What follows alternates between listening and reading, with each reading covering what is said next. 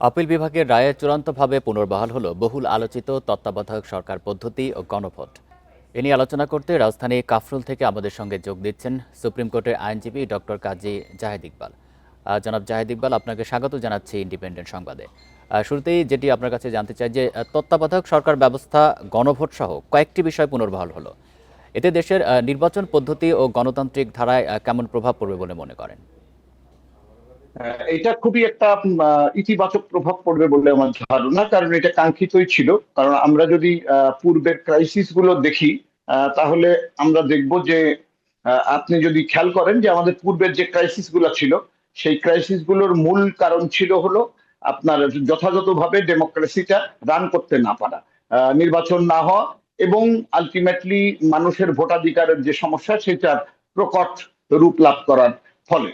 এখন যদি তত্ত্বাবধায়ক সরকার এবং সংবিধানের যে ত্রয়োদশ সংশোধনীতে যে কাঠামোটি ছিল, সেই কাঠামোটিতে যদি ফেরত আসা যায়, তাহলে প্রথমত গণতন্ত্র সিকিউরড হবে এবং মানুষের ভোটাধিকার নিশ্চিত হবে, এবং সেই ধরনের একটা প্রেক্ষাপটে ডেফিনেটলি বাংলাদেশের একটা সুশাসন প্রতিষ্ঠা হওয়ার মতো পরিবেশ তৈরি হবে। সেই ক্ষেত্রে এই রায়কে আপনি যুগান্তকারী রায় বলতে পারেন, এবং গণতন্ত্র কে আমরা সংবিধানের যে একটা অন্যতম বেসিক স্ট্রাকচার মনে করি, সেই স্ট্রাকচার প্রতিষ্ঠিত হলো এই ধরনের একটা রায়ের মাধ্যমে, সেটা আমরা বলতে পারি।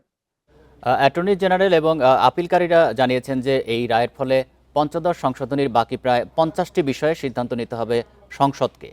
এই প্রক্রিয়াটা নিয়ে বিস্তারিত জানাবেন।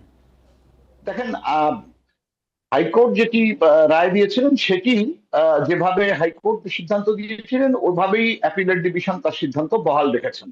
অর্থাৎ আপিল যেটা সরকার বা অন্য পক্ষগুলো থেকে করা হয়েছিল সেটা খারিজ করে দিয়ে হাইকোর্টের রায়টি বহাল রাখা হয়েছে।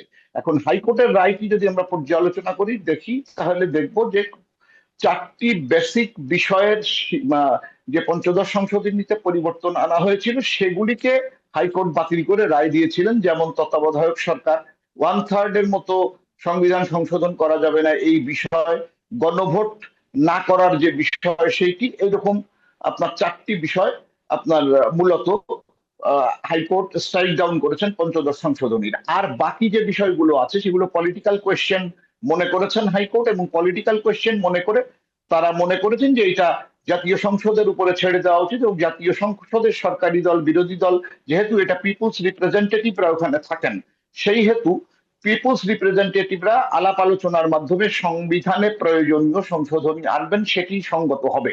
এটা ভেবেই উচ্চ আদালত এই ধরনের একটা সিদ্ধান্তের কথা জানিয়েছেন। সাধারণত আমাদের কনস্টিটিউশনাল যে প্রসেস বা পৃথিবীব্যাপী জুডিশিয়াল রিভিউ এর যে প্রসেস, সেই প্রসেসে পলিটিক্যাল কোয়েশ্চেন গুলোতে সাধারণত আদালত কোনো ধরনের সিদ্ধান্ত প্রদান করেন না। সেই কথাটি মাথায় রেখে হয়তো আদালত এখানে ব্যাপারটা আপনার পার্লামেন্টের উপর ছেড়ে দিয়েছেন, যেহেতু প্রাইমারি দায়িত্ব হলো পার্লামেন্টারি সংবিধান সংশোধন এবং এটাকে যথাযথ বিষয় একটু আপনার কাছে প্রক্রিয়ায় জানতে চাই রান যে করতে হবে। বাংলাদেশের নির্বাচনী ইতিহাসে এই রায়কে একটি স্থায়ী সমাধান হিসেবে দেখা যায় কিনা, নাকি আবার 2/3 সংখ্যাগরিষ্ঠ নিয়ে কোনো রাজনৈতিক দল যদি ক্ষমতায় আসে তারা এটি পরিবর্তন করতে পারবে, নাকি এটিকে আসলে স্থায়ী দেখেন, সাংবিধানিক রূপ দিল কি এই রায়? সংবিধান সংশোধনের ক্ষেত্রে পার্লামেন্টের অধিকার, সুতরাং সেই প্রবণতা ভবিষ্যতে কি আদালত এই বিষয়ে একটা সিদ্ধান্ত দিয়ে দিয়েছেন সংবিধানের আলোকে এবং সংবিধানের বেসিক স্ট্রাকচার ফলো করে, সেই হেতু ধরে নেওয়া যায় যে এই বিষয়টি এখন মোটামুটি স্থায়ী রূপ লাভ করলো, যেন ভবিষ্যতে যদি কেউ 2/3 মেজরিটি নিয়ে এসে এটা পরিবর্তন করতে চান তাকেও এই ব্যাপারটা ভাবতে হবে যে ইতিপূর্বে এই বিষয়টা আদালতে সেটেলড হয়েছে। অর্থাৎ এইরকম কিছু যদি করেন তাহলে এটা তাৎক্ষণিকভাবেই আদালতে যে আপনার বাতিল করে দেওয়া সহজতর হবে। সেই কারণেই আমার ধারণা যে পলিটিক্যাল পার্টিগুলো যারা ভবিষ্যতেও 2/3 মেজরিটি যদি কেউ পান, তাহলে সেই 2/3 মেজরিটির সংখ্যাগরিষ্ঠতার জোরে টাইরানি হয়ে ওঠার সুযোগ নিশ্চয়ই কমে যাবে, এবং এটা একটা ভালো মেসেজ আমাদের জাতির জন্য, কোনো সন্দেহ নেই। জি, ডক্টর কাজী জাহেদ ইকবাল, আপনাকে অসংখ্য ধন্যবাদ দিচ্ছি এতক্ষণ সময় দেওয়ার জন্য।